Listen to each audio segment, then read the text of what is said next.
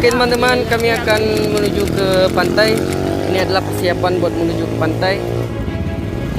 Lagi menunggu teman-teman yang lain juga yang belum datang. Oke, see you.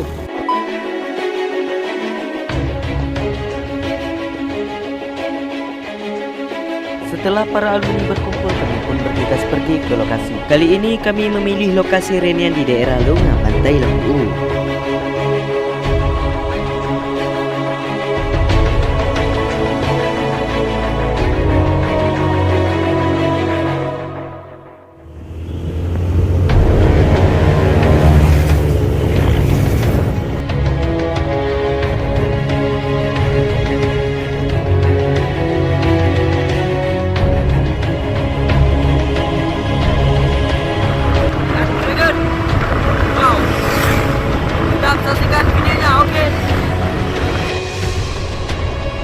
Reunian ini kami buat untuk menjalin silaturahmi yang lebih erat dengan para alumni yang dulu berperan aktif dan penting di organisasi OSIS SMK Negeri 3 Kota Banda Aceh.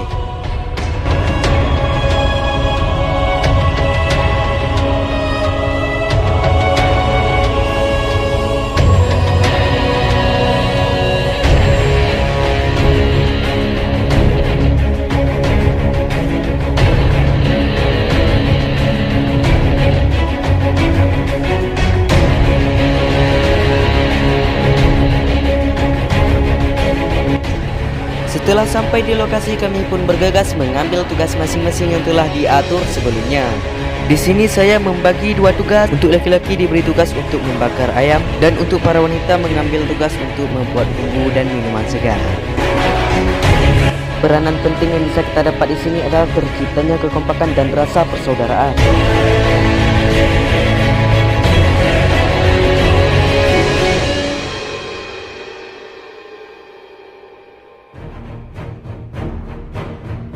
Setelah semua pekerjaannya selesai, kami pun berkumpul di lesehan tepi pantai sembari mencicipi hidangan makanan untuk disantap bersama-sama. Sebelum makanannya dimakan, ayo sama-sama kita berdoa semoga mendapat berkah di dalamnya.